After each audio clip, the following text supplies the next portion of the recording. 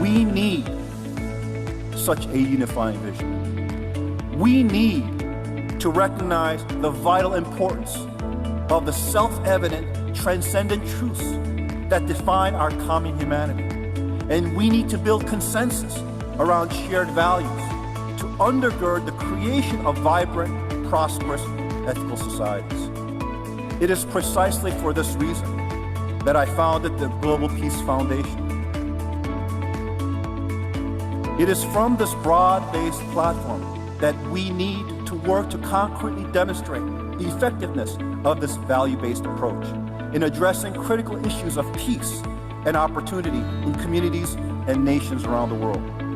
That vision statement is simple and clear. That all people, regardless of nationality, race, ethnicity, or religion, belong to one family under God.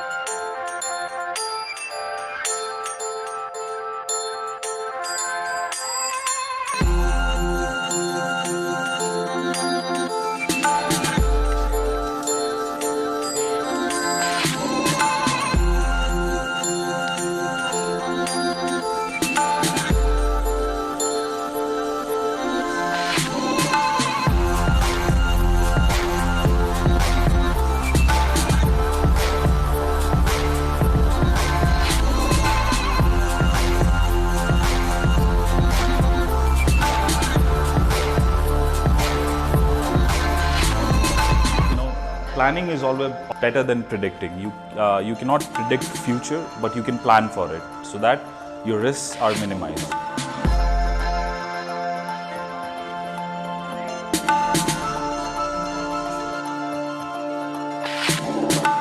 So we found partners.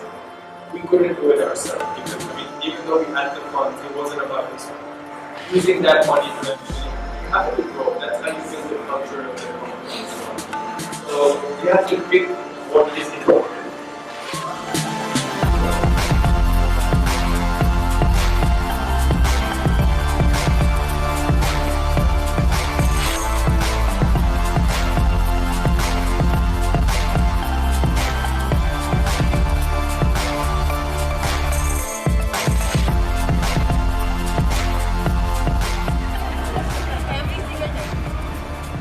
Every single day.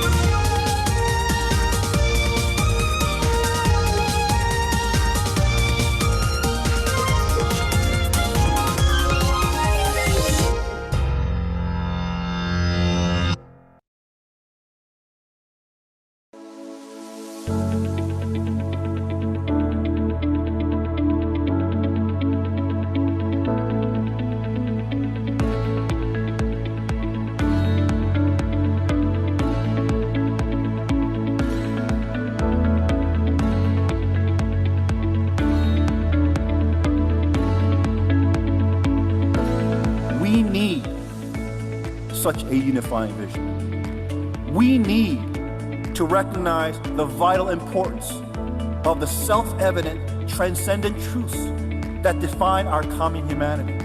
And we need to build consensus around shared values to undergird the creation of vibrant, prosperous, ethical societies. It is precisely for this reason that I founded the Global Peace Foundation. It is from this broad-based platform that we need to work to concretely demonstrate the effectiveness of this value-based approach in addressing critical issues of peace and opportunity in communities and nations around the world. That vision statement is simple and clear. That all people, regardless of nationality, race, ethnicity, or religion, belong to one family under God.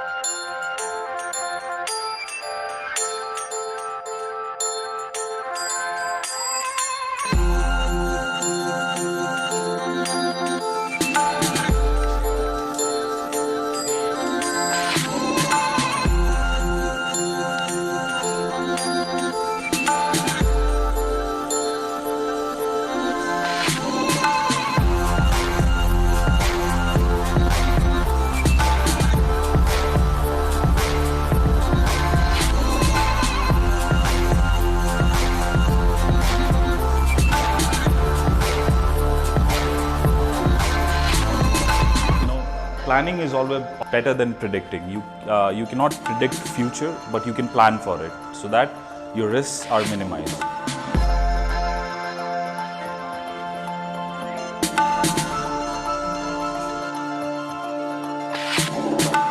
So we found partners. We couldn't do it ourselves because even though we had the funds, it wasn't about us.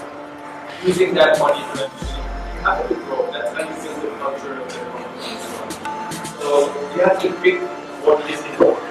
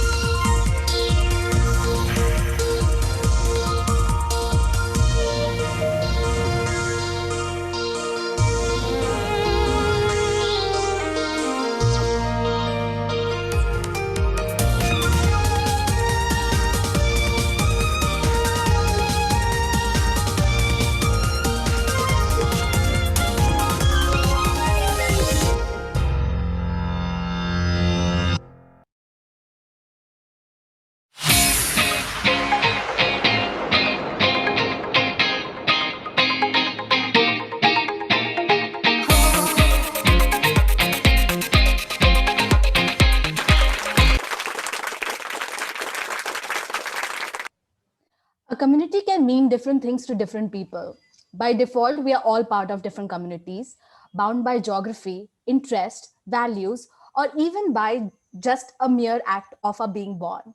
However, there are certain people who go beyond their rule of simply existing as a part, and or rather, as a part and contribute, or rather take ownership of making their communities a place for people to thrive.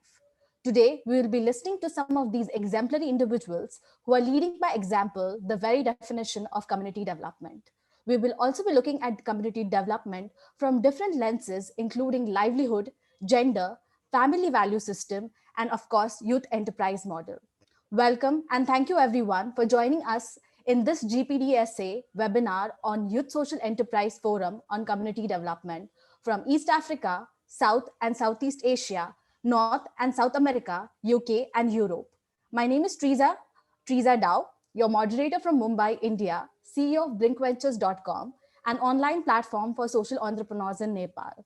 Blink Ventures is also one of the partners for implementation, and hence my role as your host. Um, on behalf of Global Peace Foundation, I'm pleased to welcome the UN, service and youth leaders, CSOs, and other partners, as well as the broadcast participants throughout Asia, Africa, and the US streaming live on Facebook. To give you a brief overview of today's webinar, we will be having 3 sections to this program. Welcome remark, panelist sessions, followed by a Q&A, social enterprise model sharing, followed by Q&A, and with that, we will be wrapping up the webinar. Dear audiences, please keep your questions ready as soon as you hear a speaker and want to ask a question in the Q&A section. Post the speaker's part, we will be taking up these questions. Without further ado, let's dive into the webinar. For our first speaker, we have Mr. Ingil Ra, co-chair Global Peace Development Service Alliance, to give the first welcome remark. He was the president of GPY Korea, which engages various youth leadership programs and was co-chairing Global Peace and Development Service Alliance. He's based in Kuala Lumpur, working with the FIFA and AFC as a member of Fair Play and Social Responsible Committee and Director of Social Responsibility Department, dealing with socio-economic issues, social development, using football as a fundamental instrument for social change and youth development. Since we cannot give an applause on the virtual platform, I'll request everybody to type a Y to make their presence felt in this webinar.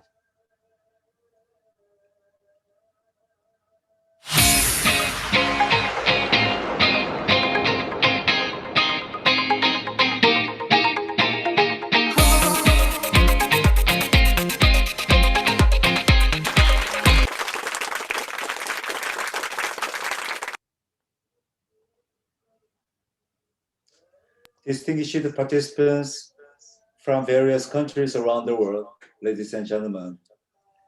It gives me great pleasure to welcome you to the Welcoming Youth Social Enterprise Forum in Community Development, hosted by Global Peace and Development Service Alliance. This forum is co-organized by Blink Venture, Global Peace Foundation, Global Peace Woman, and many other partners. I would like to express my appreciation to Dr. Mackenzie Rai, Dr. Snow Kang, and Mr. Raija Dao, Mr. David Caprara, your very excellent leadership to organize this historically important virtual forum, which will start now. We truly recommend our co-conveners for aptly empowering the role of youth who will pave the way forward on sustainable development goal and peace. What a delight it is to see so many energetic young people and very experienced older people gathered here today. Previously, you have 2,000 or so viewers. Special thanks to the distinguished panelists, the founding member of the Global Peace and Development Service Alliance for many years, Mr. Rex Riffle, Stimson Center from USA, Mr. Massimo Trombin, Global Peace Foundation Brazil, Mr. Gamba Conchig Sren, Global Peace Foundation Mongolia. I also express my appreciation for the surge of support signified by the broad range of delegations present virtually in particular. I welcome the strong presence of many youth participants, educators, and the scholars from, I heard, 16 countries and many partner organizations around the world. As the aim of the forum is to foster volunteering partnerships among youth in sectors such as health, environment, disaster response, peace and development, entrepreneurship and education. We need to keep things in perspective and focus on the wonderful story that we are doing for the improvements, multilateral partnerships in particular. We recognize the vital importance of working side by side with multilateral partners, which we believe that it is a key spirit of this alliance. Today, we all suffering due to the COVID-19 and still fight against it. I would like to humbly request just a few seconds of silence for the suffering and victims of our sisters and brothers from the COVID pandemic worldwide today.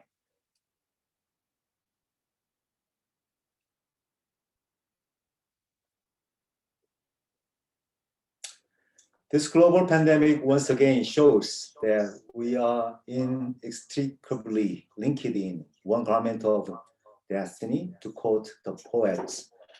And as we can see the video clips before, as one family under God, in the world of Global Peace Foundation Chairman, Dr. Hyun-Jin Moon, whose warm greetings I extend.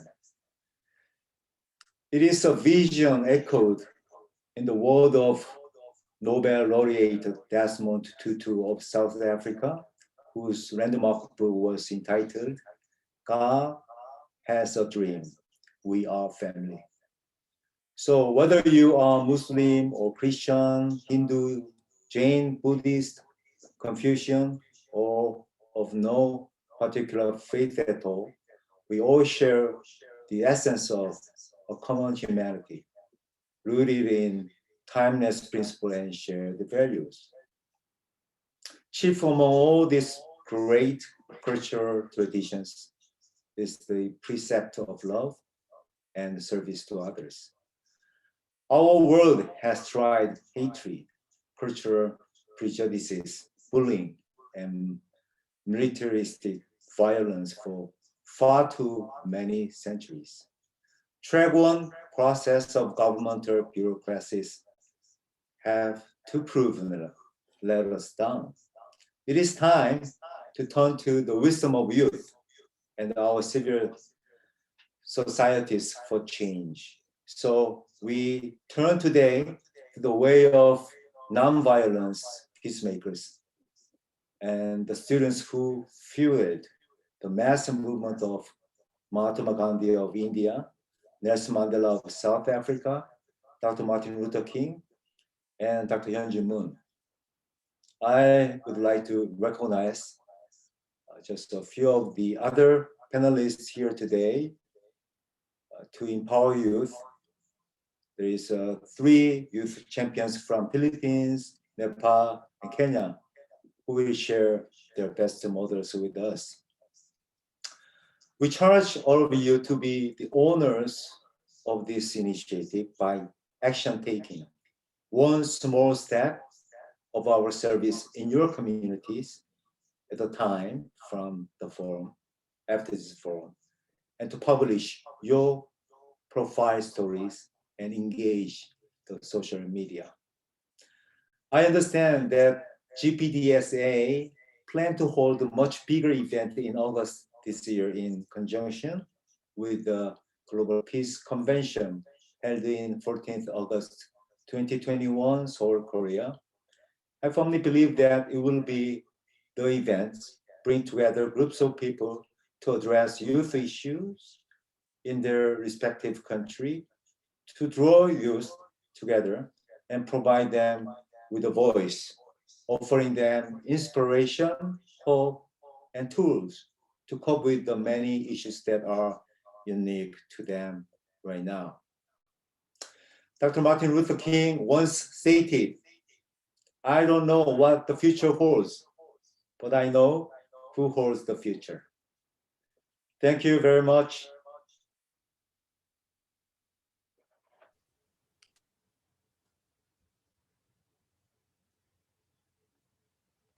Thank you, Mr. Engel, for the encouraging words.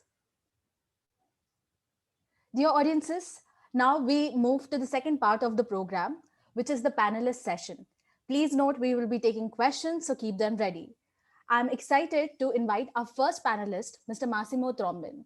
He has consulted and worked on projects for 60 countries and have also moved countries in his fulfilling career of 40 years, making him a truly global citizen. Originally from Italy, he's been currently based in Brazil, working on youth entrepreneurship from grassroots level to policy level. He himself is an entrepreneur and will introduce us to youth enterprise landscape in Brazil. Let's welcome him by typing yes in the chat section.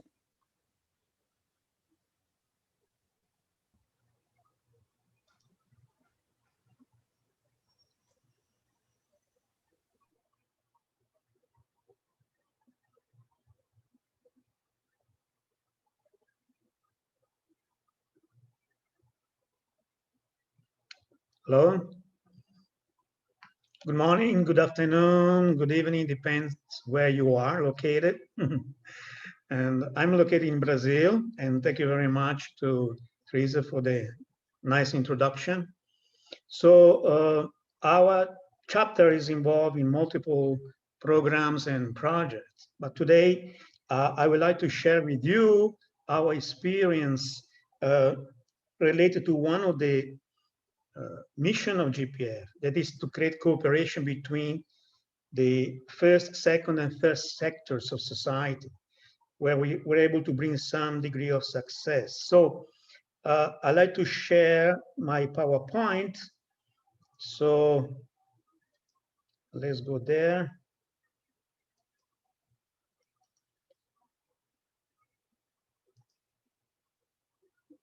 Okay, do you see the slides? Do you see the slide is visual? Can you see it? Yes. Okay, thank you. So Brazil, I like to clarify that Brazil is a continental nation. So it's a really huge country, and it's very diversified. Like we have Indians, we have people with Africa heritage, European heritage, and it's extremely diversified economically, financially, with this on its temperatures from the north, central, and south of the country. So as a continental nations, like, you know, you will face the same complex situation within the United States, with India, with the China or Russia. We are challenged by many different situations and contexts that are related to the local reality. So what about the youth in Brazil? We did a survey particularly related to the pandemic caused by the COVID. And we know there are many organizations on international level engaging in this incredible challenge and difficulties and deep crisis caused by this pandemic. And we came out with an incredible result out of our research. In our country, we have 47.2 million youth. It's actually, according to other survey, we have 51 million young people living in Brazil. So it's an incredible entity of young people present in our territory. And we identify fundamental difficulties that those youth are facing today. So we put our head together and try to see what we can do in this time, which is very difficult to meet physically, to have conferences, to have a program project.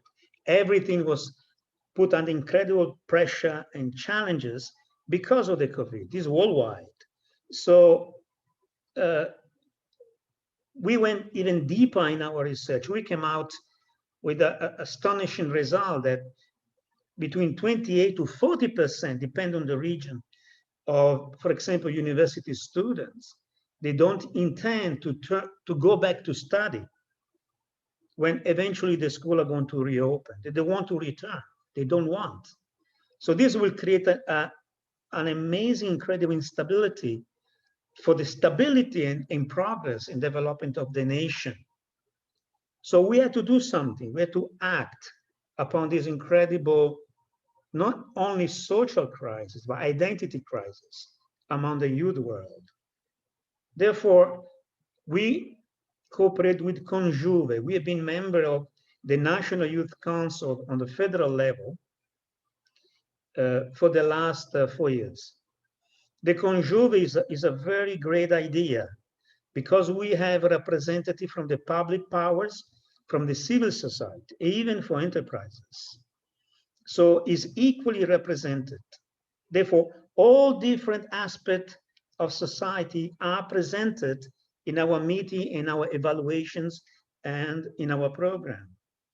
So we decided to start a young entrepreneur training program online, utilizing the modern technology to reach out to the youth world. And the point is how you can reach young people when you want to do a program in these formats. You need to have the audience. You need to create a platform by which they can be connected and they can participate. So first of all, we set the program with a specific goal. So with the introduction, with my dream, my profile, my business, communication, marketing, rules, my marketing, selling, my time, finance administration, and the final analysis. And then we pick up Vinicio Mendes Lima, is fantastic guy, young guy, extremely successful, not only in Brazil, but worldwide, to be the leading force as a teacher, as a trainer. And so then after that, we start our planning. So we create a mobilization pre-program and a post-program operational strategy, because we need to engage the public powers and civil society. So we assemble the communication kit. We hold national launch meetings, state launch meetings, the terms of agreement, and centralize the management with municipalities. In other words, we work with the federal government. From the federal government, we introduce the idea to the governor of each state within the country, and working with the governor and their representative, we move to the municipality level for very systematical distribution of information to reach out through the chapter of youth department within the municipality, the youth world, within university, NGOs, churches, the academia, community-based organization, and on and on. After we realized that, we got the response. We got 14 states that they agree with our idea, and a large number of municipalities, they join and support our efforts. So those are the flag of each state and the flag of each municipalities on these slides. They enter and got really involved with us. And then we got all the members of this youth entrepreneurship training program online, clearly set, again, from the different ministry, from family and human rights, and the National Youth Department, education, the economy, the finances, and on from the federal, state level. And then we moved and created the council to coordinate and manage all these stakeholders. So we realized the program by dividing our task and responsibility according to each organization culture, identity, mission, and vision. And then GPF as well started its own promotion. You know, with our flyers, we're meeting with governor, we're meeting with the mayor in the city, we need with a meeting with the representative of youth departments, and start to promote this program of online training for starting your business, as an entrepreneur or social enterprises. So we start to really mobilize our staff, mobilize our network to achieve a result. So what have been the outcomes? In our state, the youth department worked with the mayor and our chapter to really capacitate the leadership in their understanding of what we want to achieve. So from our state, we got 1,400 youth engaged and involved.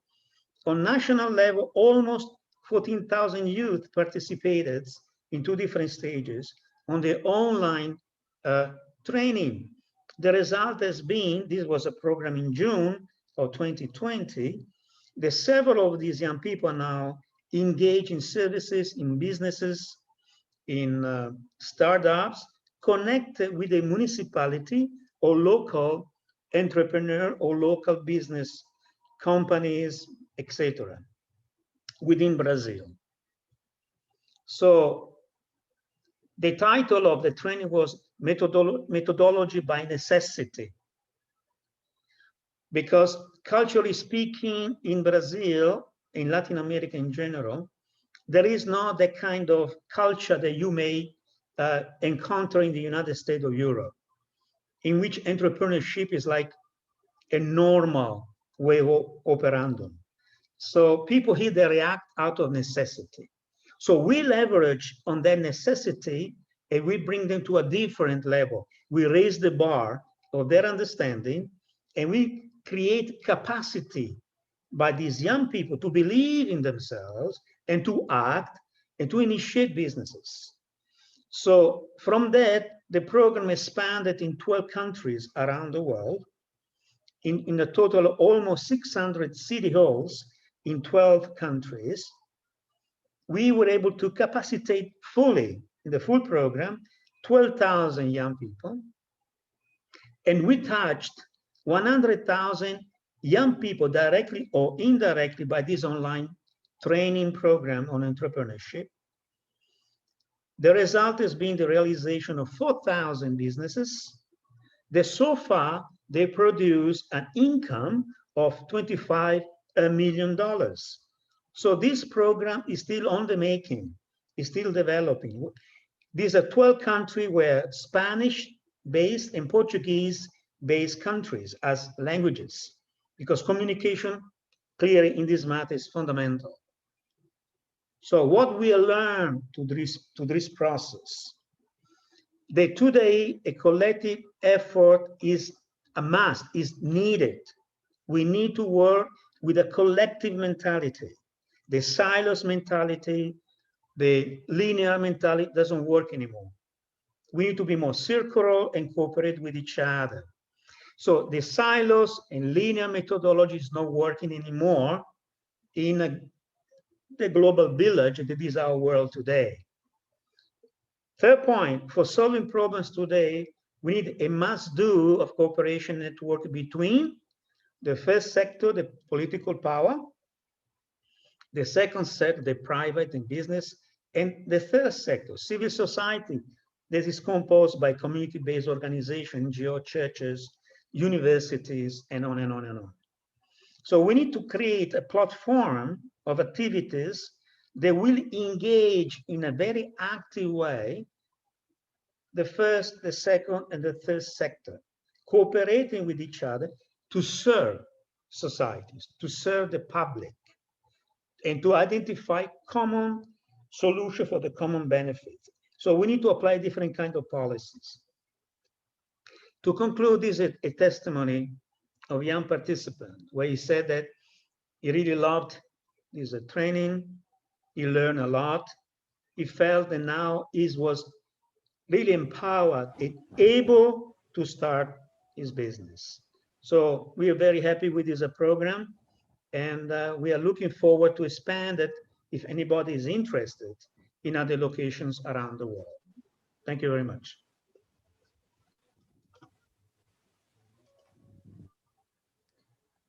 Thank you, Massimo. I think you have made this whole process so simple. And as a person or as an individual who is implementing entrepreneurship, I know that this is not so simple, but you have made it sound very, very simple. And kudos to you and the amazing work that you have been doing. Very proud to be part of this forum where you are also a part. Thank you so much. And I'm sure that many people would be inspired by this presentation. But moving on, we have another inspiring person. And let me start introducing him. But before that, can we have a little round of applause? And since we cannot have a round of applause, can you hit, say the button, say the alphabet C in the chat section to show some appreciation to Massimo for his wonderful work and the wonderful presentation. Thank you very much, audience. Moving on, our next speaker, Mr. Lex, he has an illustrious career which started out as being a Peace Corps volunteer in India. Since then, he has worn multiple hats, including being an author, professor, policy advisor, and the list goes on. But what is of interest to this forum is the deep study he has done on global challenges of urban youth employment from 2017. We are beyond thrilled to have him as a speaker in this forum. Let's welcome him with a round of applause, that is by typing Y in the chat section.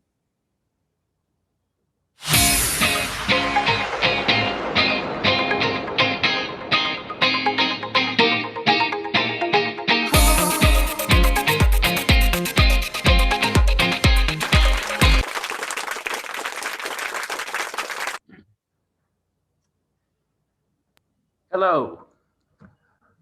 I'm pretty sure I'm the oldest member of this panel. I was born in 1941. That was before the attack on Pearl Harbor that started World War II. The world has changed a great deal since then. That means I am not in a good position to advise youth today or guide youth today. But I do have a long time interest in entrepreneurship. It actually began with a senior thesis I wrote in college about small business in India. And then it was reinforced during the 2 years I worked in India as a Peace Corps volunteer in the mid-1960s. For 25 years, however, my career was narrowly focused on international finance. This is the only area where I can claim genuine expertise. In 2002, I became a scholar at the Brookings Institution in Washington, D.C.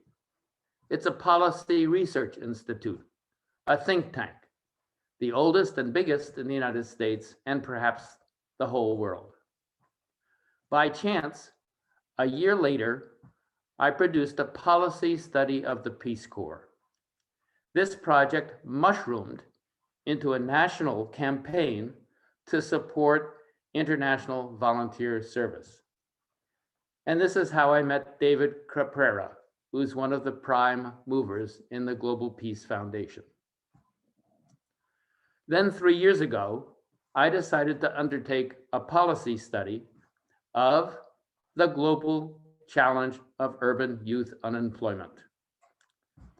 I didn't get far into this subject due to some turmoil in my family in 2018 and 2019.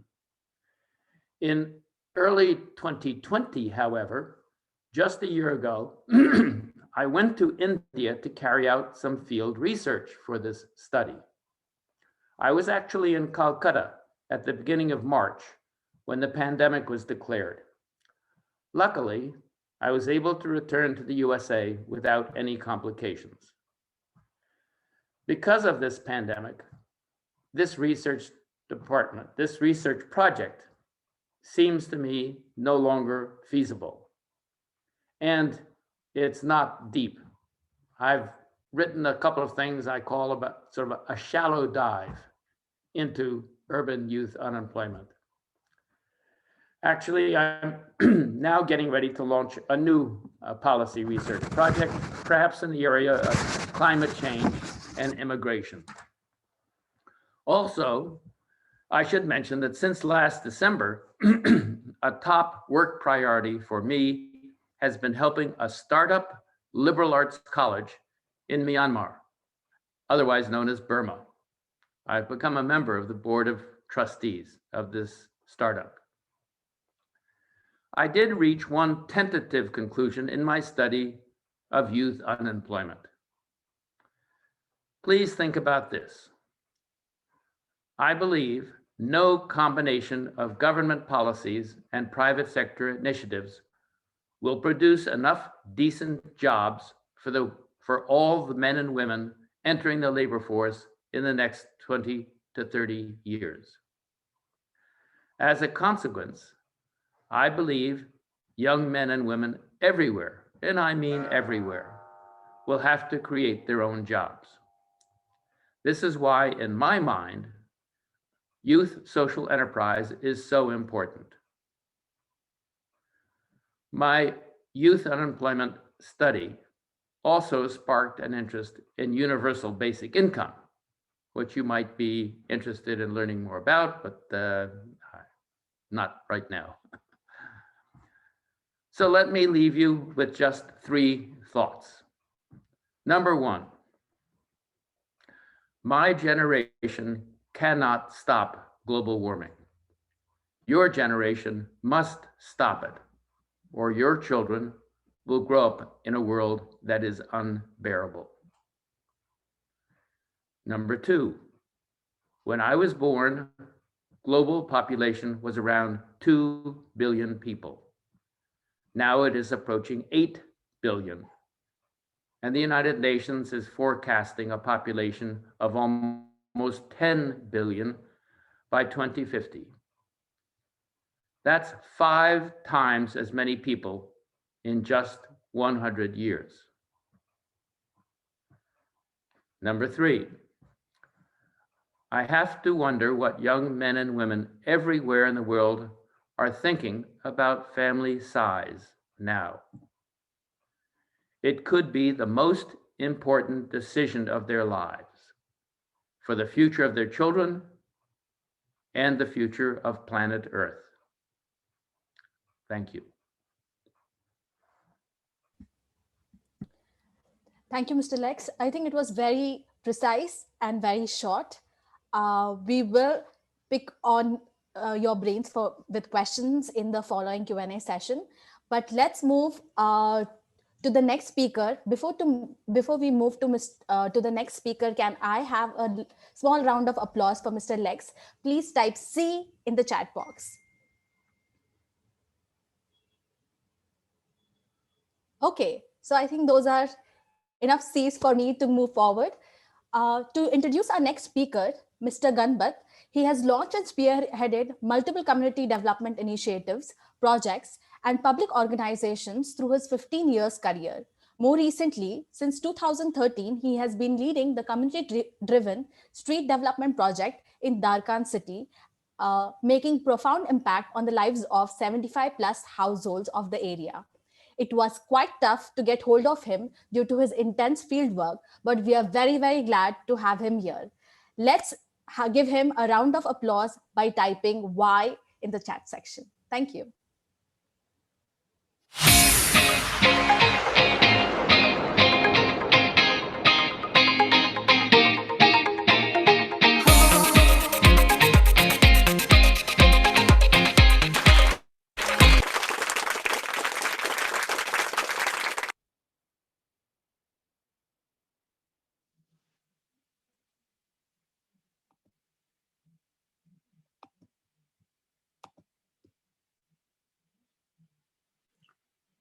Hello, everyone. It's my honor to participate as a panelist for this great webinar.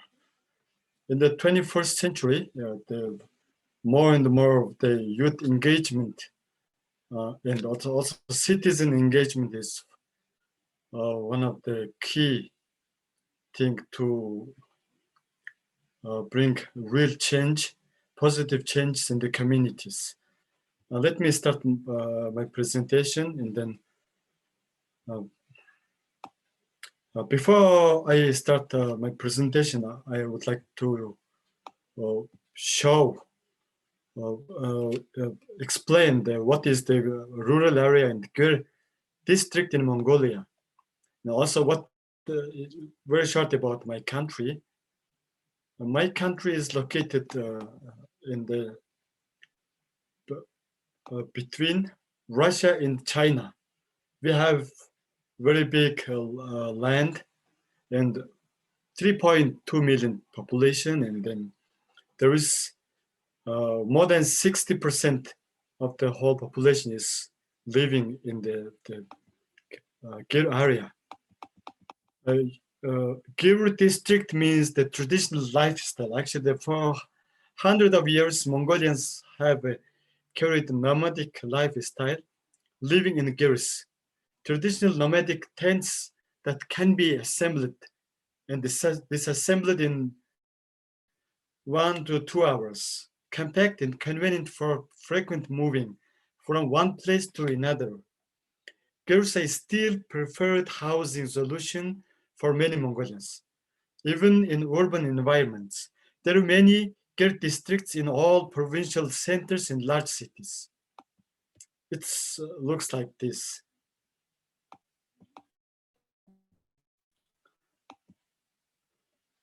And also administration one province, and then there is a 330 homes and 9 districts. Also,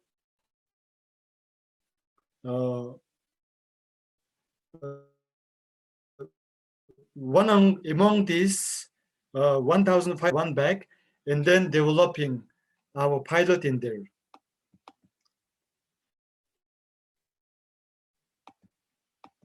The common problems of Gir district. There is no access of drinking water, and then no connected to the centralized heating, not connected sewerage network, no basic infrastructure, paved roads, sidewalk,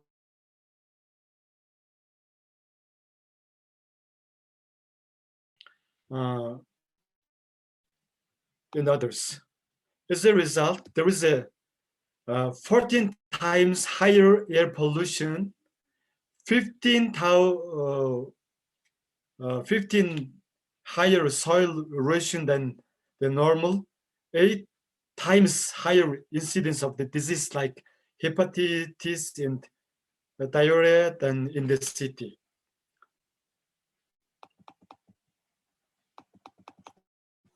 Like this. And let move to another slide, and then the project site is in Darkhan. There is we developing 3 streets and 3 communities. Sorry to interrupt, Ganbat, but I think your slide sharing has stopped. Oh, I see. We cannot see your slides anymore. Oh, okay.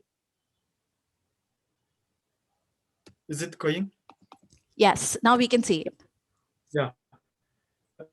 It is the Mongolian, our country map, and then we select our project pilot in here. Then we looking the Darkhan city, and then among this Darkhan city we can move to the project streets. There is we already developed the 3 streets in there. The project streets, new street 1 to 3, it's a section of 15th back of Darkhan city. And then we develop our project with the citizen of that street. Before it was like like this, yeah. It's very narrow, and there is no infrastructure, nothing at all. And then after we engage it with the citizens in making community, and then change it like this, you can see there's fence, and then street become very wide, and then totally fully become green area, and then sidewalk, also the light, also CCTV camera. It is the second street, we can see, you can see there's many things changing. And then we can make this kind of big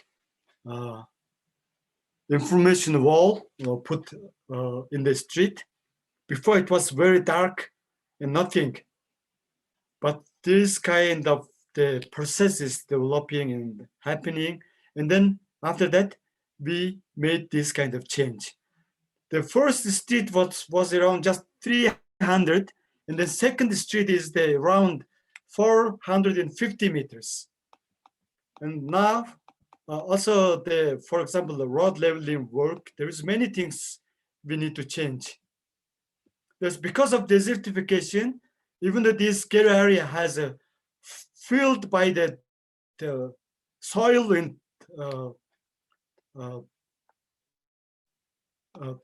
soil.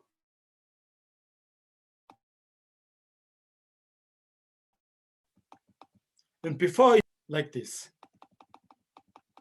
then we imagine there are this kind of streets we have in nationwide, and then after this the pilot projection, and then we wanted to change whole nation like this with the very much active engagement of the civic local community, also the local government, also local universities and some foundations. And also, in order to move this, we could engage the international volunteers. You can see through this, in this slide, you can see the international university volunteers came to the project site. Also, you can see there is a vice mayor of the Darkhan city also came, and also the chairman of the council of the Darkhan city also participated. Also, this lady is the chairwoman of this local community. This multi stakeholders engagement is the very key to making change. Here's I can share the Seoul National University volunteers came and then working with us. And then this man very much engaged for this our project. And then, for example, he donating all those trees which we planted in this third new street. Third new street is the very maybe longest street in the nation. It is 850 meters, very long street. And also there's the other university is the Cheonnam National University. Yeah, thank you. My time is finished. Thank you for your attention. Thank you. Thank you, Ganbat, for sharing your work. And as a woman, I know how important it is to have well-lit and good streets to carry our regular activities, going to work or, going to college. So it's phenomenal. Thank you for sharing. Can we have a round of applause by typing C in the chat section? Also, we move to our Q&A section. So if you have a question for a particular speaker and haven't posted yet, this is the time. To get the ball rolling, I am going to be asking the first set of questions because I have the privilege by being the host. So my first question is to Mr. Massimo. Mr. Massimo, are you ready to take the question? Okay. You have been working closely with the youth and you have been working on policy changes also. I believe that there is a gap between how policymakers perceive the young people and their aspirations towards employability. What is your take on it? Well, that depends very much on which country we are referring to. I remember when I was in Kenya, even they were within the parliament a youth representative within the parliament in Kenya. Like I said, in Brazil, the youth council on the previous administration was directly under the president of the nation. He was the one dealing, interacting within the young people.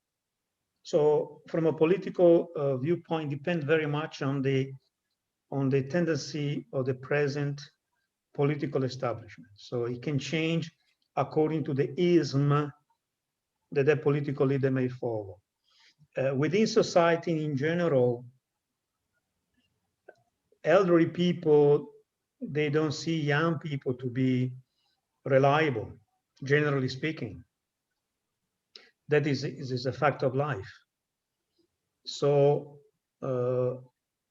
this has changed very much in the last several generations. As you recall, the social revolution that took place in the 60s, they really changed very much a lot of the world perspective in many different ways. In our present time, there is a new wave of research of values and universal principles within society. There is a deep crisis within the young people. There is a pandemic of suicide tendency, and this is a crisis that is worldwide.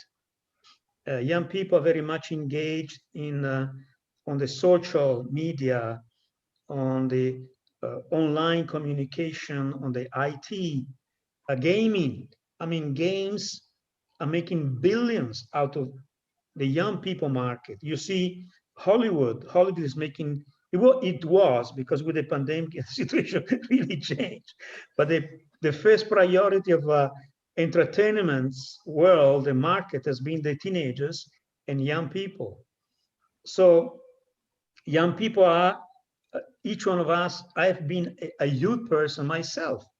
And, you know, Alex from I think from Belgium, he said he was born before a Pearl Harbor attack, but he was a young person as well. But the social context changed drastically from my time and from his time. Today, you know, we see I have 5 children. I mean, they're all adults, they're all young adults, but the challenge that they are facing today are extremely different from the challenge I was facing at their ages. So the context is different. I don't believe, generally speaking, that youth are not heard. They are in many different ways. But at the same time, the youth culture, I think, need to change. The youth, they need to reevaluate their positions and how they can contribute positively in constructing a better society. So it's a task of the youth. And it's not for all the youth. Again, you know, if you have 100 people, you have 80 people that are followers, 20 people that are leaders, and out of the 20 people, you have 3 people that they are really leading. So that is the matrix of leadership. So to change a reality from the youth world, the person asks this question, you need to identify who are the leaders, who are the change makers, who are the peace builders, who are the people with innovative ideas among the youth, and work with them to start a change. That's my suggestion. Thank you so much, Massimo. I think before we move on to the next speaker, I have a request for all the audiences. If you have a question, please type it in the Q&A section so that the speaker can also can see the questions and respond to it. Massimo, there is a question for you again. Very, very briefly, can you tell our audiences, if somebody wants to partner for the Youth Enterprise Training Program, how can they make it happen? Well, they need to connect, to contact me, and then we can have a chat. We can have a Zoom conference and elaborate the details. That's the way to do it. Okay, thank you. Will you share your email address on the chat for the benefit of the audiences? Yeah. Thank you. Let's move on to the next question. My next question is to Mr. Lex. In your research with respect to global challenges of urban youth employment, have you come across any common or contradicting trends across different geographies that have surprised you? I have to say my short answer is no. My research just hasn't proceeded enough. Originally, I was planning to focus on 5 cities: Calcutta, Cairo, Lagos, Nigeria, Mexico City, and maybe one other like Istanbul. I didn't get further than Calcutta, so I really, again, this was a very shallow dive. What I can say is that the program sketched out by Massimo, I think, is tremendously important in terms of encouraging and enabling and empowering youth to start entrepreneurial activity. I also had a particular interest in getting youth to create teams and having the relationship between the youth entrepreneur and the NGOs and the government organizations and the companies that supported that entrepreneur basically work as teams, because I thought that by having a team-based approach to this, there might be more, there might be a higher success rate and more youth involved. And and the other aspect I was interested in was the revenue producing activities and the non-revenue producing activities, because in the world that I was beginning to explore, I saw a lot of emphasis on training people and working with people to develop revenue producing activities. But it seems to me there just aren't going to be, that's not the end of it. There has to be, it seems to be, an equally strong movement to have non-revenue producing social enterprises working of many kinds that I can't even imagine. I can't agree more. Yeah, I like to add something very important, because Alex touched an issue that for some people is confusing. So we have social entrepreneurship and entrepreneurship. They are 2 different fields. To be an entrepreneur, who is an entrepreneur? Is the guy who sees the opportunity that the people don't see. And if we create an idea and a product, and then he sells, he has a profit. Social entrepreneurship is similar, but different. Why? Because the profit is reinvested in the social program. So usually these days, there are several organizations, NGO, foundations, so that they are creating businesses, that they are connected to their vision and mission in order to become sustainable, self-sufficient. So they are creating businesses by which their income is reinvested in the social program. So, there are many organizations that are historically doing that. I think the most famous is the Agreement Bank from Dr. Yanis, that changed, the life of millions of people, particularly women, and Ashoka. Ashoka is historically one of the best organizations to show the path and the way to create revenue, but out of the so-called buy and sell type of deal, but with a vision to serve society through social entrepreneurship. So just to emphasize what Alice was mentioning.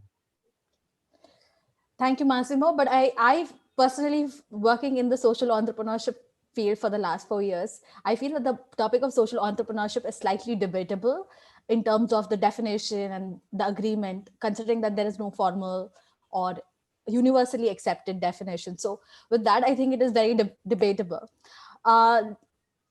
let's move on to Mr. Ganpat.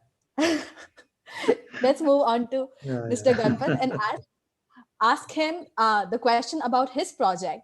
Mr. Ganpat, you have worked on street lighting, something that is not very, not very thought of. And though it is so important with respect to safety and community infrastructure. So I have one question and a sub question. So my question to you is, how did you identify this project or this cause, and second, what kind of challenges, or what was the top one challenge that you faced when it comes to implementation of it?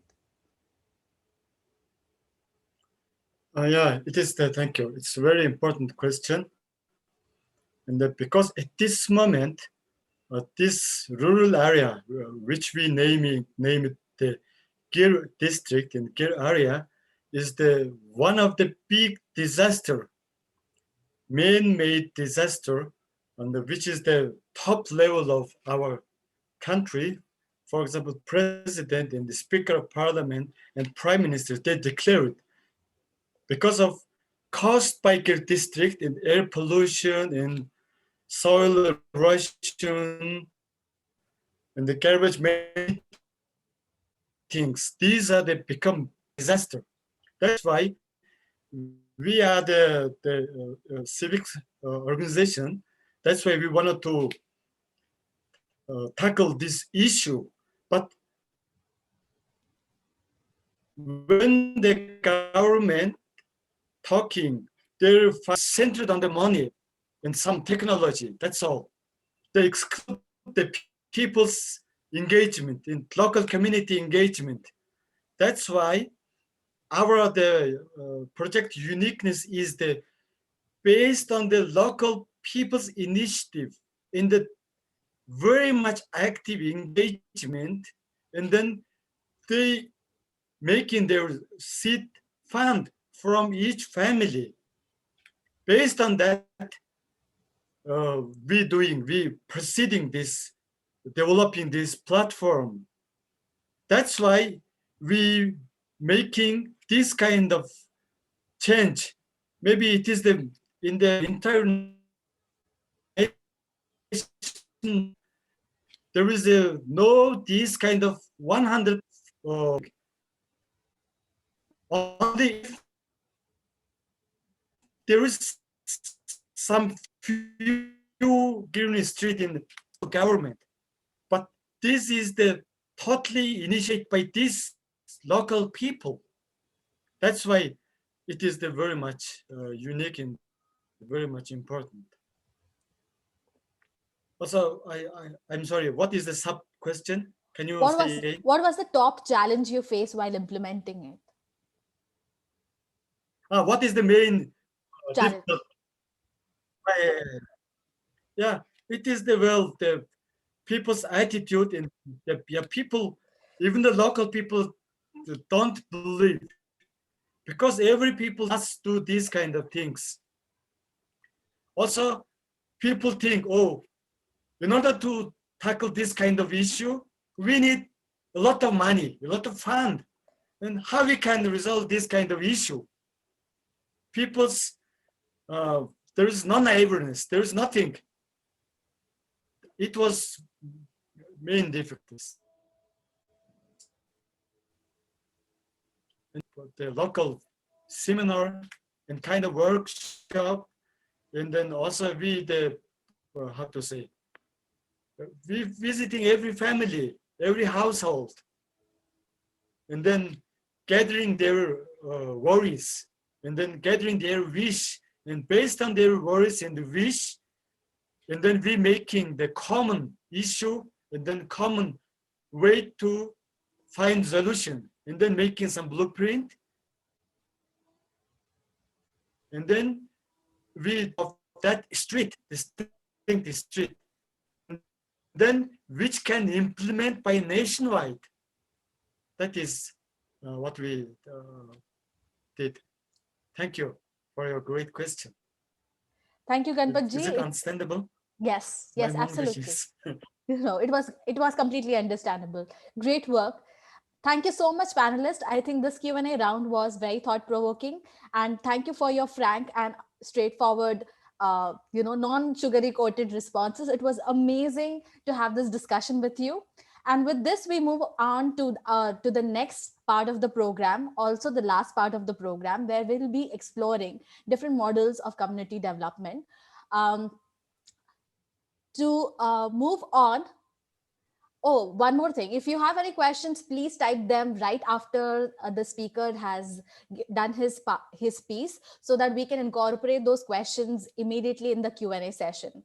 Okay, so with that, the youth enterprise model sharing, let me welcome the first speaker of this section, Ms. Jocelyn Remigo, Director Community Development, GPF Philippines. Ms. Jocelyn, or Joy as we address her, started out as a volunteer with GPF in 2012. What started as a simple program for bringing solar lights into the home of the most remote villages through All Lights Village program has now snowballed into full-fledged community development project. With community learning centers, adult literacy programs, and livelihood programs, Joy will be introducing us to her journey of community transformation. Welcome, Joy.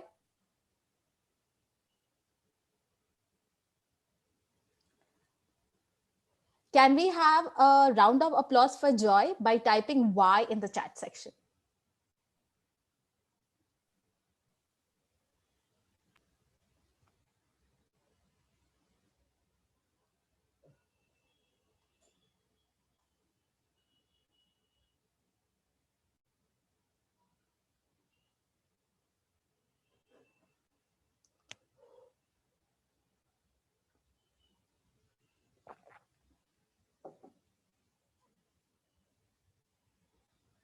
Joy, you are on mute.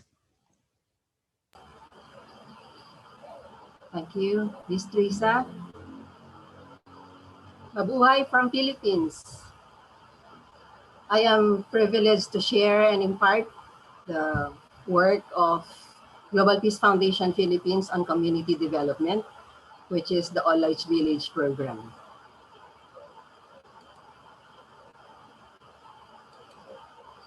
All Lights Village is a community development program which is committed to fostering family, self-reliance, and community resilience. In fact, in every community that we work, we select off-grid fire-plant communities with 50 to 100 families who are willing to collaborate and committed to drive their own development. Project interventions based on their needs are implemented on the following stages. First, we provide solar lantern. Next, we install solar street lights. Next, we construct community or multi-purpose hall or community facilities. And we organize community livelihood projects. We have reached 41 communities nationwide. Since these are all off-grid, there is good news because now 30 villages were energized with grid and renewable energy. This is through the housing electrification program of the Department of Energy. We have provided 6,000 solar lanterns to help children for their studies and families for their activities. We have installed 250 solar street lights. Here is before and after photo or evidence. We have constructed 10 multipurpose hall since we implement education program as Global Peace Foundation is an accredited service provider of the alternative learning system of the Department of Education. So we make use of this multipurpose hall as community learning center. Prior to livelihood projects intervention or implementation, so the community undergo or they are required to be trained by the government in order to pass the qualification. So if they pass, that's the time that they can organize their association or cooperative. Because Global Peace Foundation's Community Development Program is a value-based approach. The local and national government are very supportive, and even the private sector, they intervene in all lights villages through livelihood projects and other improvements of the community for sustainable development.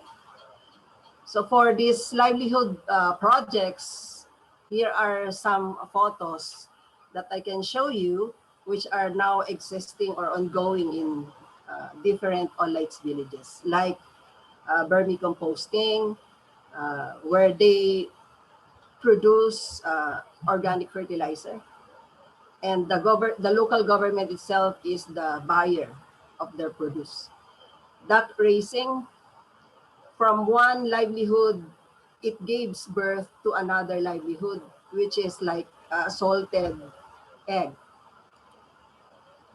Micro layering farm, and this is organic as well.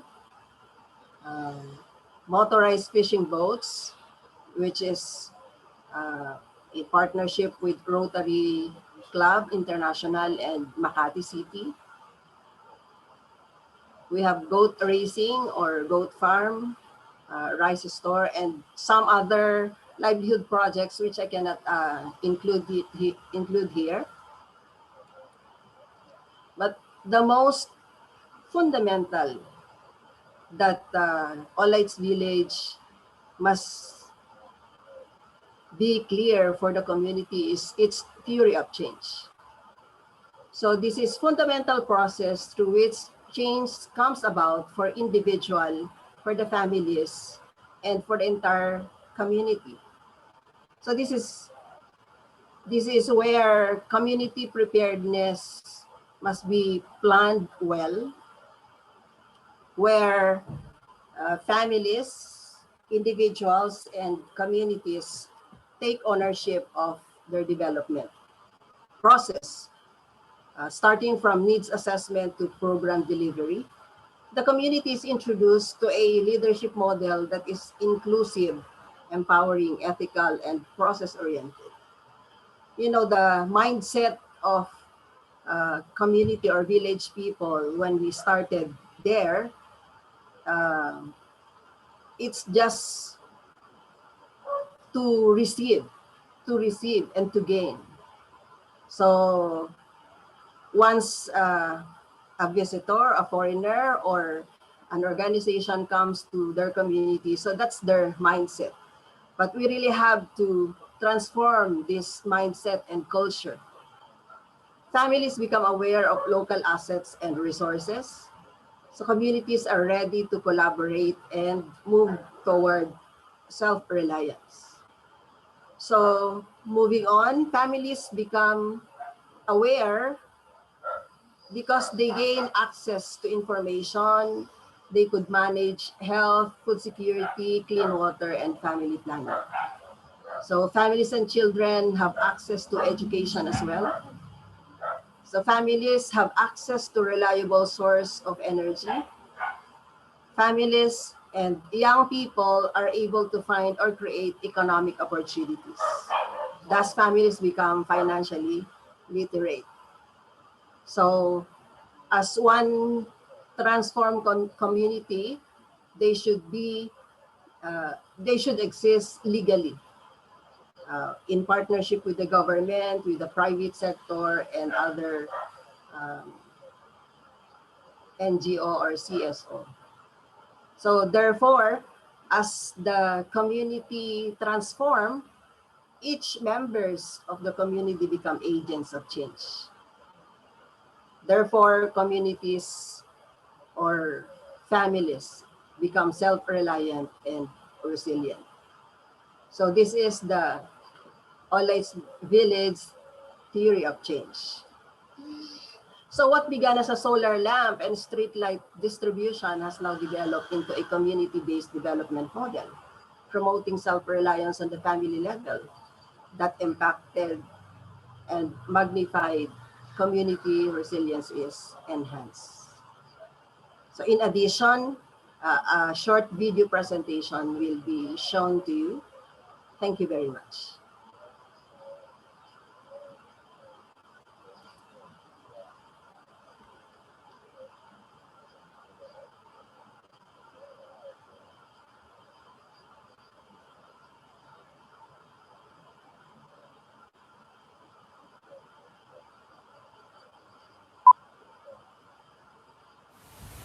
Nung nakaraang 20 years po, sityo lang, parang makaraos lang. Dumarating po dito yung mga nanunungkulan ng pamahalaan na nangangako lang. Kinukuha lang po yung aming mga boto. Pagkatapos po nun, wala na. Mabubuhay na po kami ng kakain lang, matutulog lang, ganun lang po. Wala pong pangarap. At yun naman pong aming pamumuhay, paulit-ulit lang. Para lang pong circle, ikot lang ng ikot.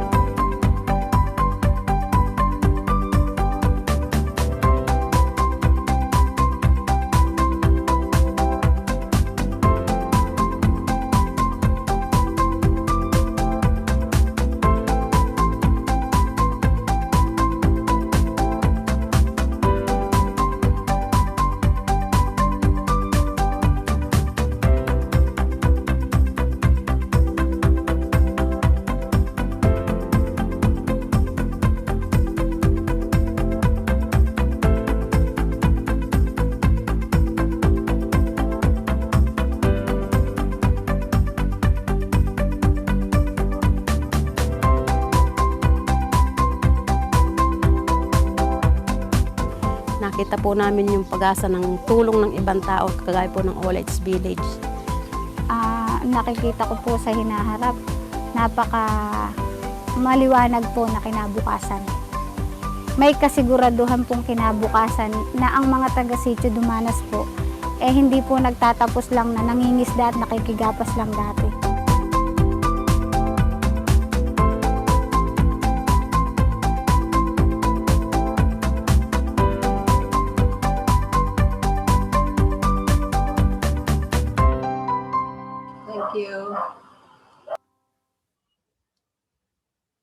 Thank you, Jocelyn, for sharing the wonderful work that you are doing on the ground. It's amazing to see how one livelihood creates another livelihood. I don't think without this platform, I would have learned that. So let's put our hands together for Jocelyn. Can you type C in the chat section and give her a round of applause for the wonderful work she's doing? Okay, amazing. Let's move on to our next speaker. And I can see some questions coming in the Q&A section. So if you have any questions for Jocelyn, please send it in the Q&A section now. Okay, so next model is from Nepal, also the organization where my organization is based in. They say that a woman on a mission does not need permission. And I think that is something that I completely associate with Sandhya. Sandhya is the first graduate of Global Peace Foundation, Global Peace Women Leadership Academy, and now leads Mahila Pahila, which means Women First, an organization which believes in enabling potential of girls and women through education and employment. She will be sharing her personal journey of transformation from a young individual to a young women leader, also while highlighting the role of family values for nurturing women leaders. So let's give her a round of applause by typing Y in the chat section.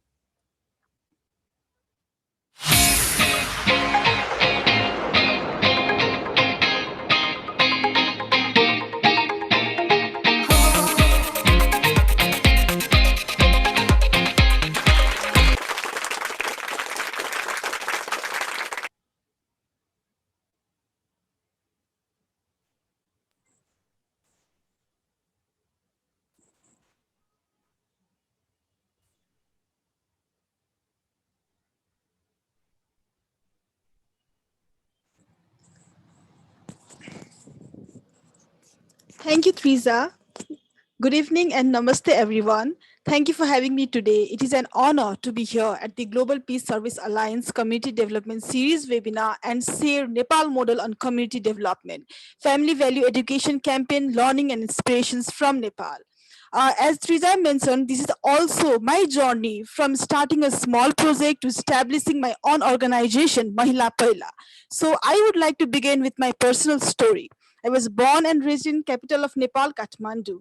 My understanding regarding the core reason of discrimination against girls and women, reasons for conflict, were very limited before I started GPWLA. GPWLA, Global Peace Women Leadership Academy, is a platform for young girls and women to develop their leadership skills and engage in social action projects in their respective community. In 2016, I became a part of GPWLA, where I led 2 phases of program in family value education program. The first one is awareing women and families regarding family value education, and the second one was training of trainers regarding family value education program through forum theater. And now I'm very glad to say that this particular program has turned into a campaign.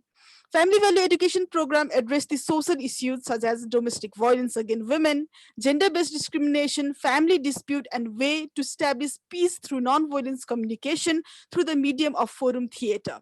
Forum theater is a form of drama that is performed in public places, communities. It engages audience to seek the solution in a non-violence way. So let me play a short video that highlights the glimpse of the journey.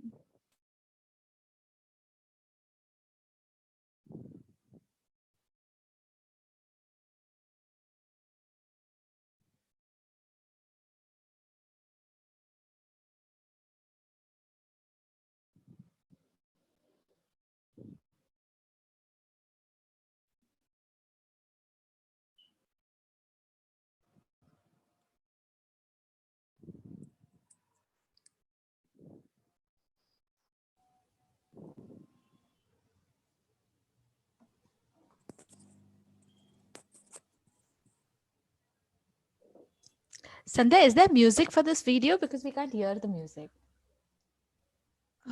Okay. The music is very light, so it's okay. No problem.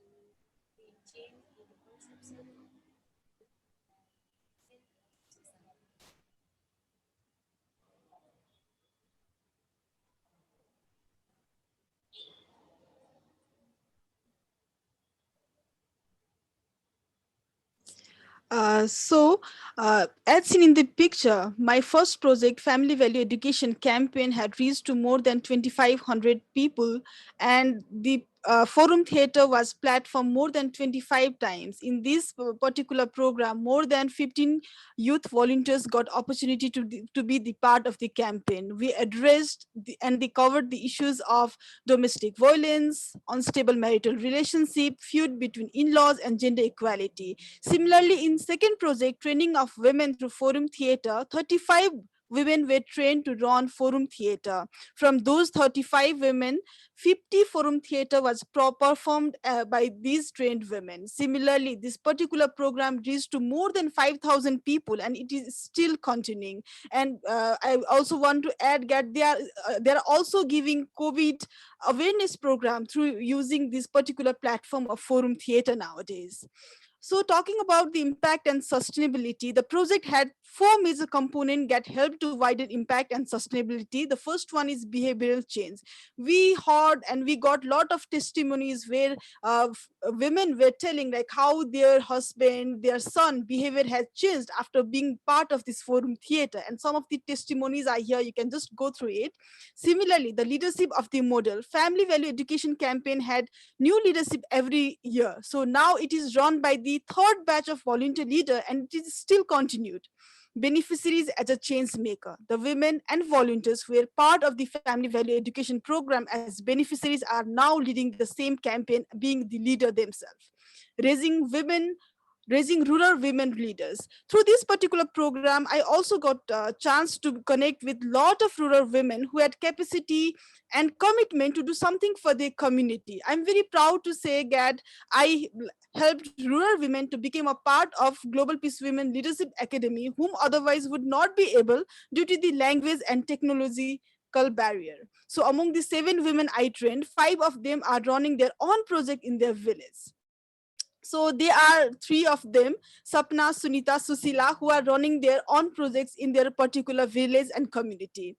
If I would love to say about each of them, but due to limitation of time, I am only talking about Sapna here. So Sapna is a hope for more positive changes in my community. Miss Sapna Bulun, who was not fortunate to go to school during her childhood, she joined the school at the age of 24 and completed her higher secondary education at the age of 34. She has been actively engaged in the empowering women to be like her. She led the Global Peace Women Leadership Academy project in 2019, where she made 30 other women aware of the importance of education, family values through literacy class and family value education program. In this whole journey, she made me realize that there is more need of Sapna in this particular society, where women can make their life choices and be in charge of creating a peace in the society. If she did not had opportunities, she would not be able to do this. So Sapna is a real life example of why we should educate women and give opportunities. Thus, with the mission of enabling hard to reach women and making more girls like Sapna, Mahila Pahila was formed. And I am very happy to say you that Sapna is also one of the board of director of Mahila Pahila. So let me tell you about Mahila Pahila. Mahila Pahila aspires to harness potential of girls and women through education and income generation opportunity. We believe when women are empowered with their will, they just become a catalyst of change, not for themselves, but also for the families and society. So Mahila Pahila believe in promoting family value education. We are approachable. There is no hierarchy. Any women can come and approach us. We model the way and we believe in giving back. So Mahila Pahila working area, we have education literacy classes, digital literacy and family value education classes. Similarly, we also focus on personal and leadership development. We organize, strengthen grassroots women groups, and we also find different economic opportunities for them.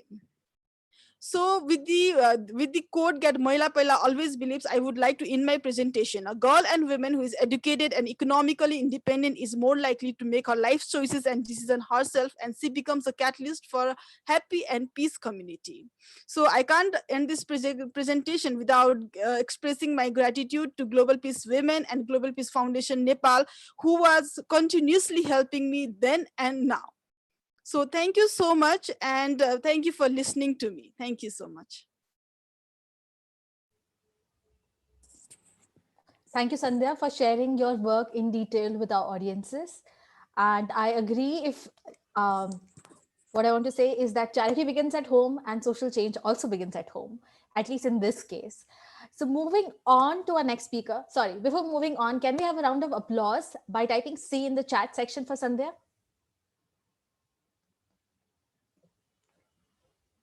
Thank you, audiences, for being so amazing. With this, we have our last speaker. And also, please keep sending your questions in the Q&A section. And yeah, we have our last speaker right now. Mr. Zafed Uda. I hope I have not butchered your name. To introduce Mr. Zafed, he's an electrical engineer by education, and he's a true community leader. Along with his passion to advocate peace, he also founded Nairobi River Peace Initiative that seeks to revolutionize the river cleaning and its ecosystem through objective youth volunteerism and mutual partnership on a win-win basis. Let's put our hands together by typing Y in the chat section and welcome our next speaker.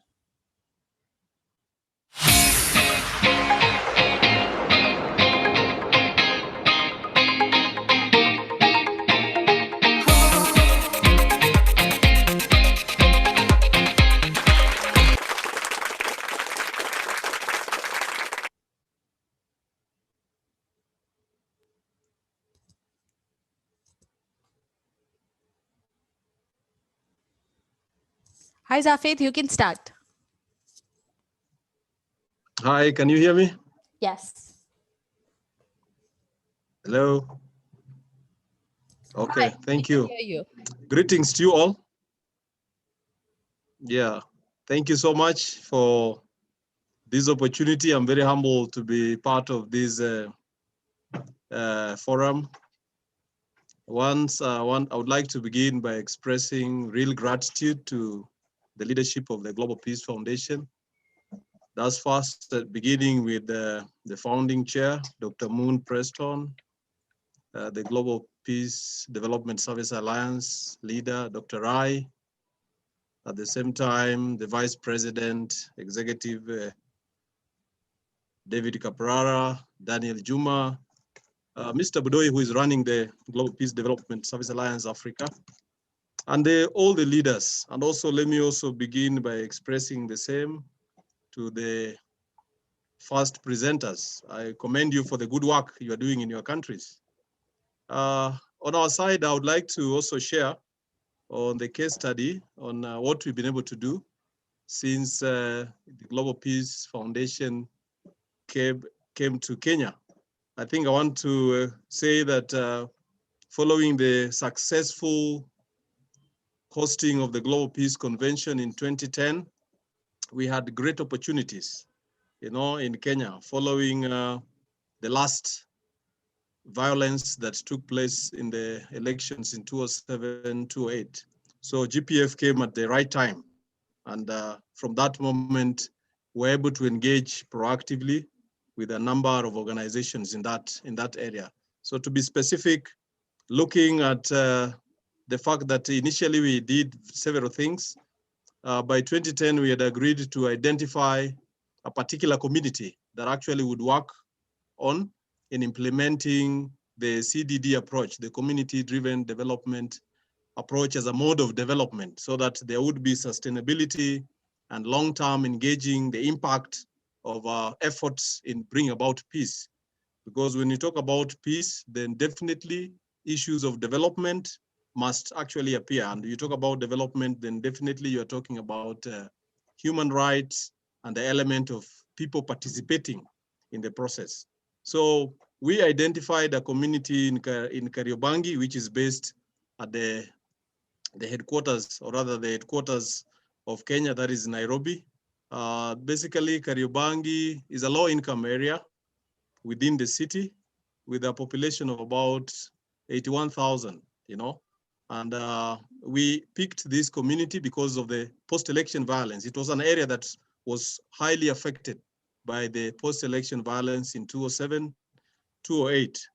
And for that reason, we were able to do a needs assessment at the community level on a one-on-one basis, targeting which targeted around 300 people. And some of the key results that emerged out of the needs assessment were issues to do with unemployment, issues to do with sanitation, and also issues that, again, following the model of putting the communities in front, actually in finding solutions and means to address the very challenges. We were able to do quite a number of forums and trainings. And again, I agree with what Massimo, my elder brother Massimo Trombim already mentioned. that in essence, even as at now, we still face a big challenge on what he called the pandemic on youth, on family values, especially on family values. So this is an issue that also we still have here with us, and we are working on ways on how we can be able to address that. Now, following the prioritizing of the challenges that the communities were able to identify, we did a number of forums to be able to put them, or rather help them to be able to find ways to mitigate the same challenges so that they take lead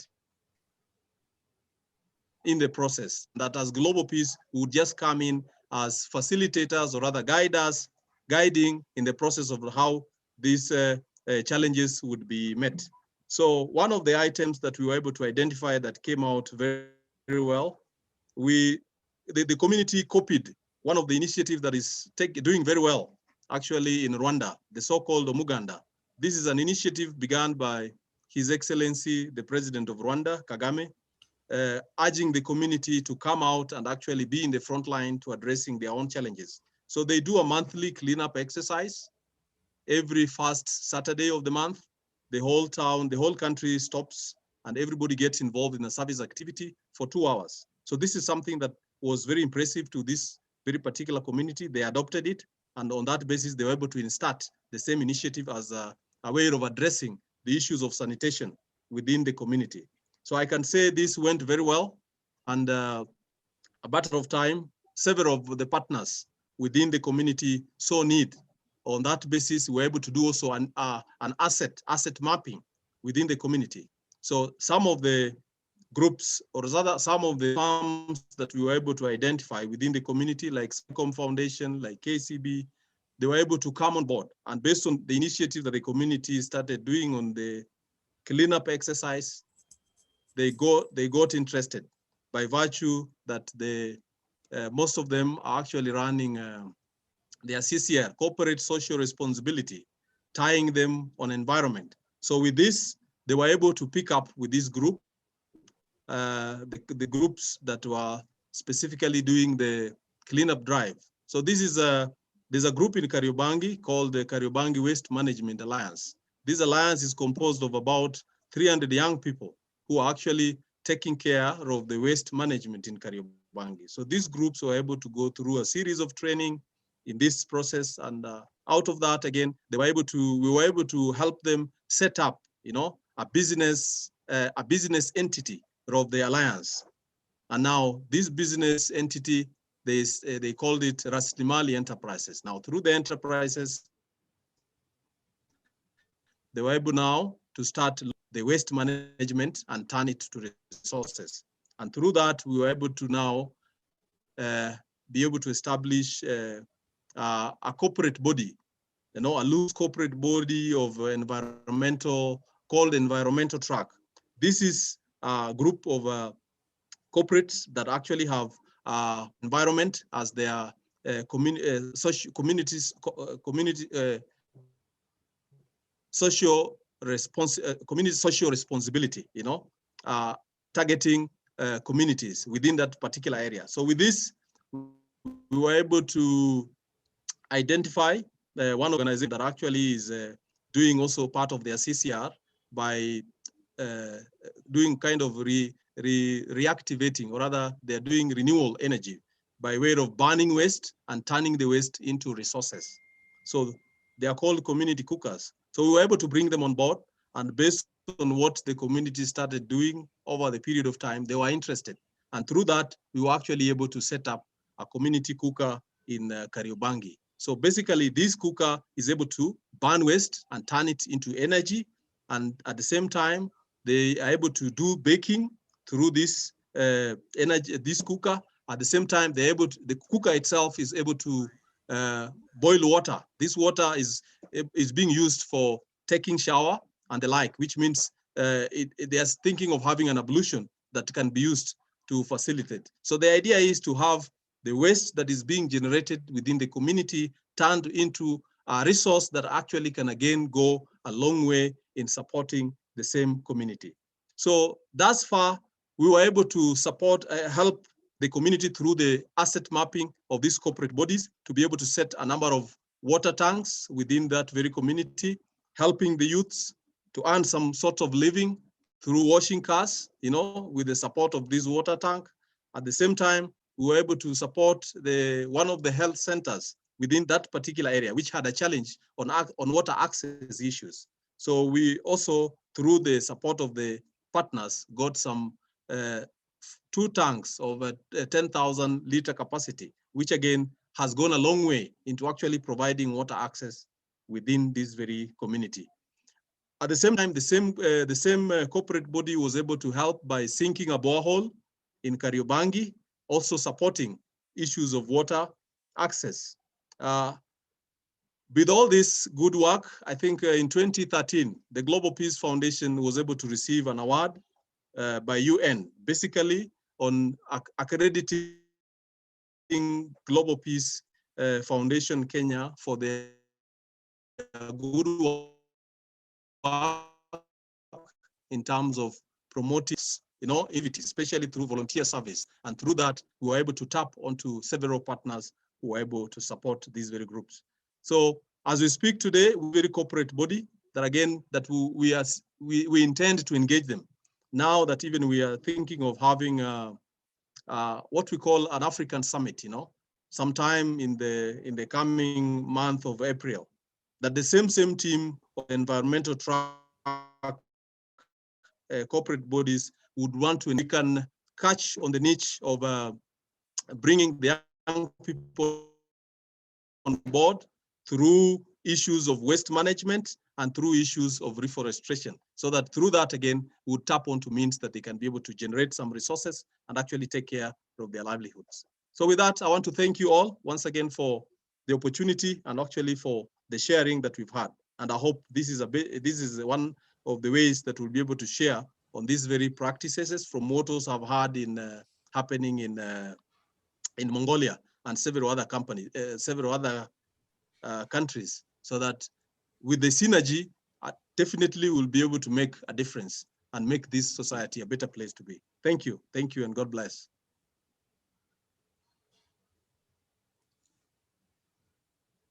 Thank you, Zafid, for sharing all the amazing work you have been doing. I mean, you have actually shown how one piece of development can actually have a ripple effect and have another piece of development taken care of. So thank you so much. We move on to the Q&A section, Q&A part of this section. Can we have a round of applause for Zafid? Please type C in the chat section. Wonderful. I could see some C's coming in. Let's dive into the Q&A. Some questions have already come in and some of the speakers have already answered them. But for the benefit of this program, let me ask one question from the Q&A that has been already answered. And that question was for Jocelyn. I think it's a pretty straightforward, or it's a very general question. And I think anybody from the Global Peace Foundation or GDPSA can answer it. But here is a question.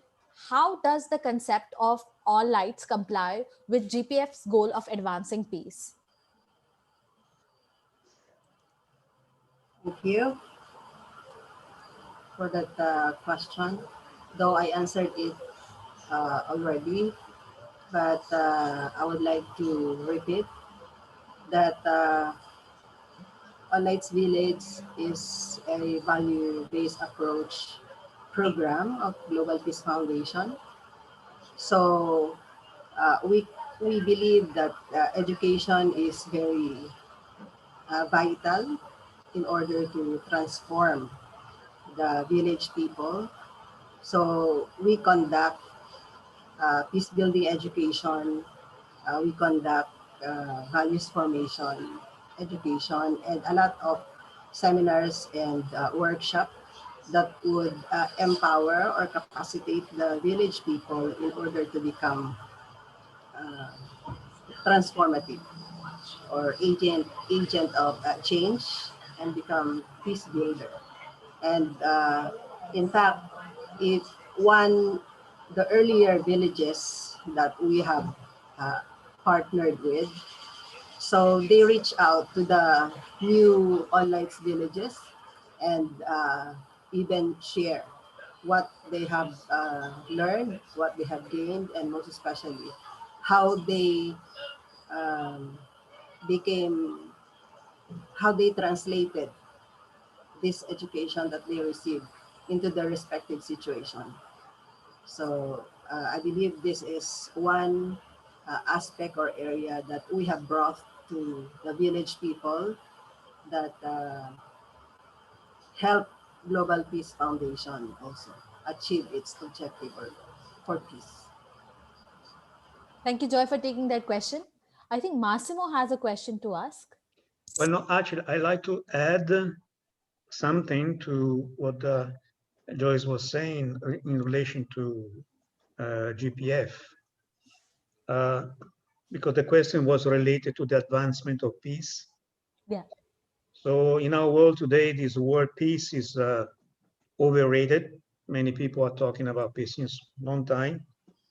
And we have major agencies like the United Nations, for example.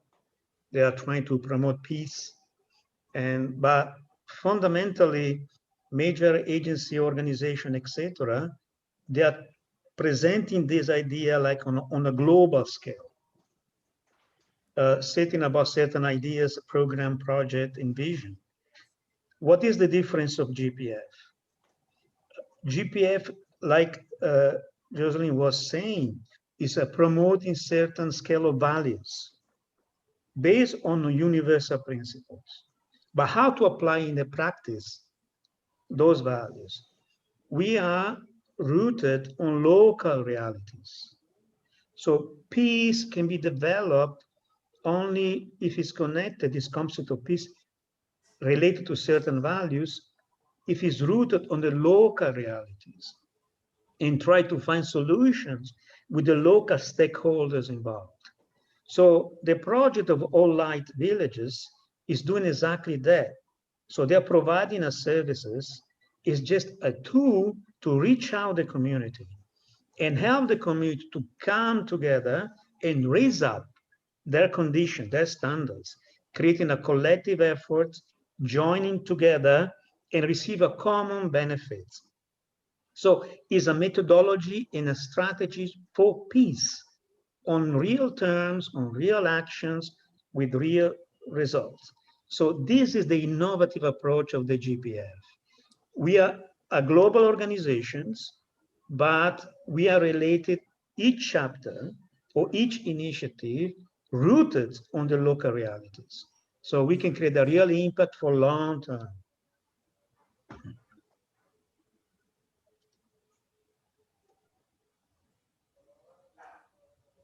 Thank you, Massimo, for elaborating that. I have a question for Sandhya and for Jafet. So, Sandhya, should I go ahead and ask you the question? Yes. Okay. So my question to you is that in your extensive work of transforming women into leaders, what do you think can men play a role? Like, what role do you think men can play, especially men who are like present over here, regular men, not people who are change makers or position of power, but what can regular everyday fathers, brothers, or anybody can play in the life of women to make them get them on the spotlight, get them on the forefront, and develop or inculcate women leaders in today's world? Thank you for the question. I think yes, men had equally important role to support women. I think believing in them is the key. Inspiring them is the key, and because we are doing family value education program to aware men, if their wife, sister, or daughter is educated, or if they come out as a leader, how can they impact their family and then community and then society and the whole nation. So I think just believing in them and helping them, inspiring them, and just letting them go to catch the opportunity, because Nepal is a patriarchal society, and still it's coming outside of the family is the biggest challenge for the women itself now. So if they just support them, trust them, inspire them, that would be a very big help, and I think that would do a 50% of task done. So I think that's it. Yeah, thank you. I hope I answered your question. Thank you, Sandhya. Okay, last question for the last speaker, Mr. Zafed. My question to you is, are there any challenges that you think are very unique to the young people of Nairobi with respect to employability or entrepreneurship, or even Kenya for that matter of fact?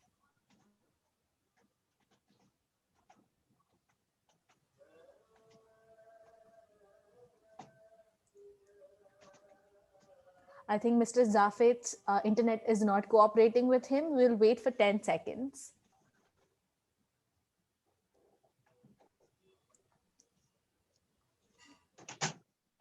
Okay, thank you for the question. I think has been mentioned, young people, the youth especially, are facing almost similar challenges. And to be specific, I think given our case here, it's to do with the issues of attitude change and mindset issues, because most of our young people are actually more looking for white collar jobs, you know. Mm-hmm. And when you bring in certain ideas,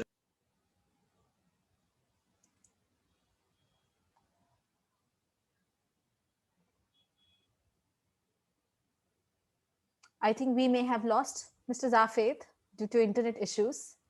Let's wait for 5 seconds.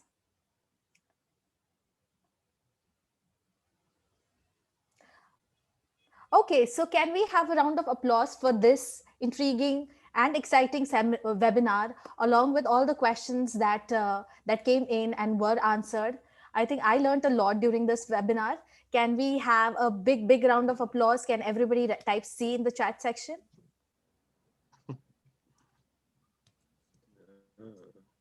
Mr. Zafed, would you like to take the question now?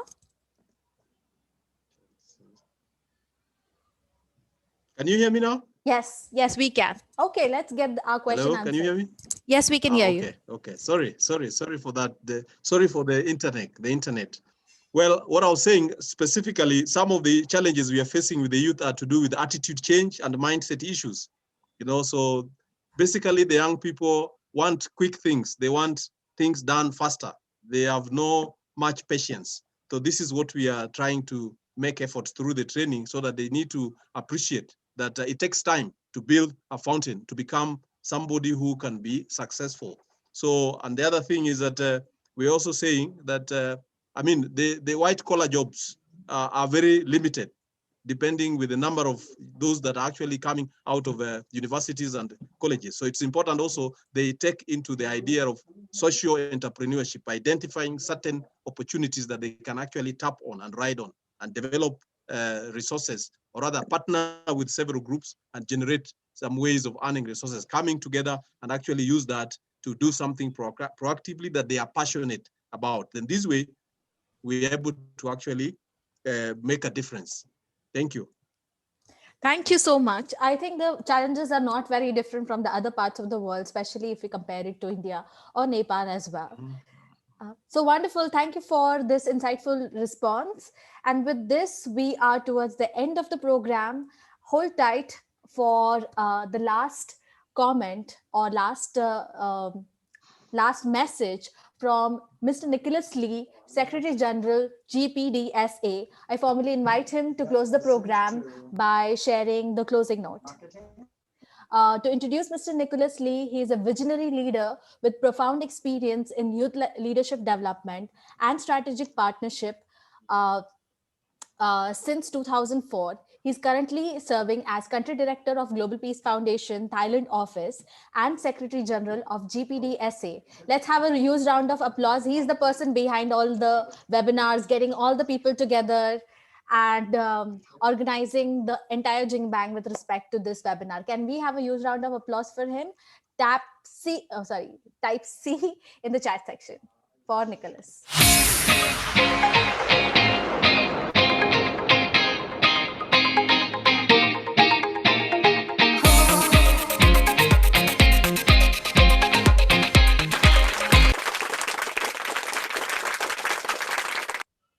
Well, let me say Happy New Year 2021, and thank you all for coming to this webinar series in addressing the issue of community development through the youth social enterprise model. Thank you especially to Blink Ventures, Global Peace Women International, and Global Peace Foundation for their great efforts in organizing this webinar. My sincere appreciation to our esteemed guest speaker, Mr. Ra, panel of experts, Mr. Massimo, Mr. Lex, and Mr. Ganbat, and all the young dynamic change makers, Ms. Jocelyn, Ms. Shantia, and Mr. Japet, for their incredible sharing and inspirational achievements. In this webinar series, we have covered some of the incredible model and wide range of approaches by addressing a long-term and sustainable community development through multiple livelihood projects for income generation, providing and improving the qualities of education in the rural communities, encourage private and public partnership, as well as engaging youth in shaping the policies and enabling potential of women and girls to develop leadership skill and creating local employment. The Global Peace Development Service Alliance serves as one of the global platforms working along with public, private, and civil society organizations to promote collective global efforts, replicating the best practices and raising the voice of local and regional impact on critical issues and challenging by promoting the global peace and sustainable developments. We are committed to keep empowering young men and women to find innovative solutions based on the one community model at a time through the act of service and youth social entrepreneurship. My dear friends, the recent record of more than 100 million COVID cases globally and still surging remind us that we must carry on our fight until we prevail over the virus and emerge even stronger. Let us create the future together. We have to believe that when we work together globally, we can solve a tremendous problems.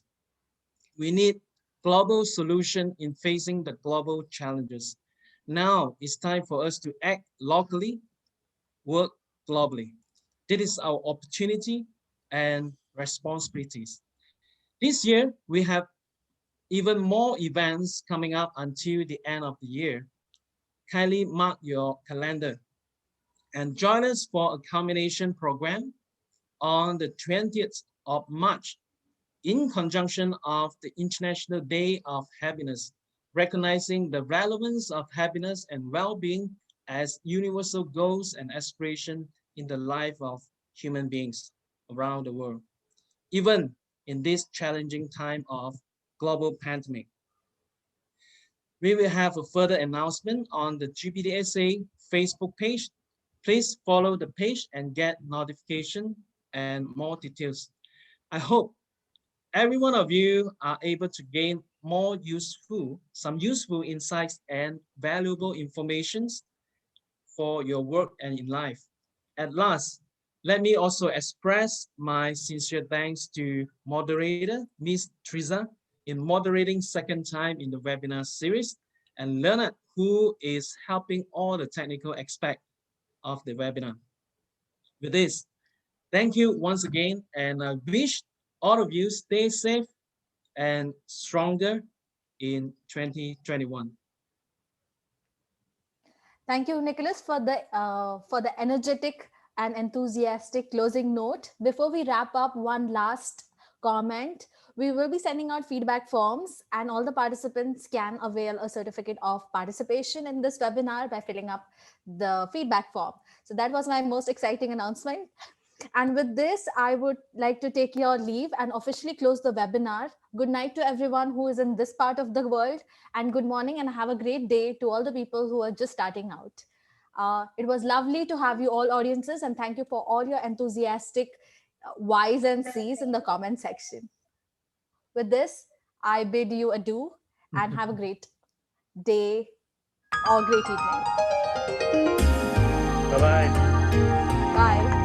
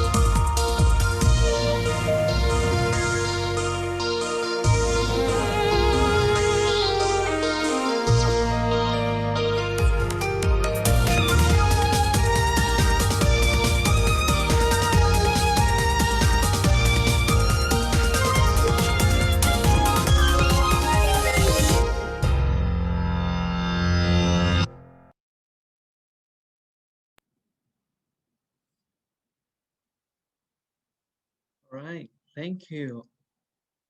Shall I ask all the panelists remain on the screen so that we can have a group photos? Shall we have a group photos to open your video?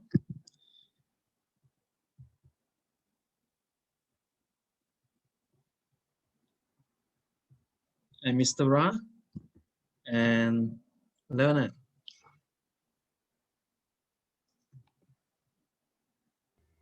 All right, 1, 2, 3. Okay, so Leonard, you also open your video. Show your face. And Mr. Ra, Mr. Ra got the picture. Nice. Okay, let's have one more.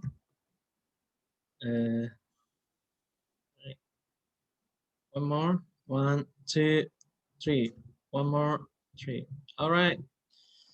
Thank you so much, and have a good morning, and have a very good afternoon, and good night to all.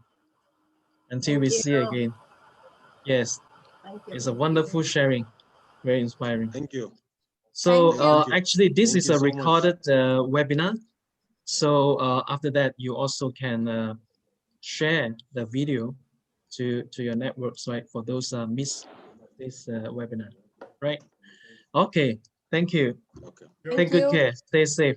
Bye bye.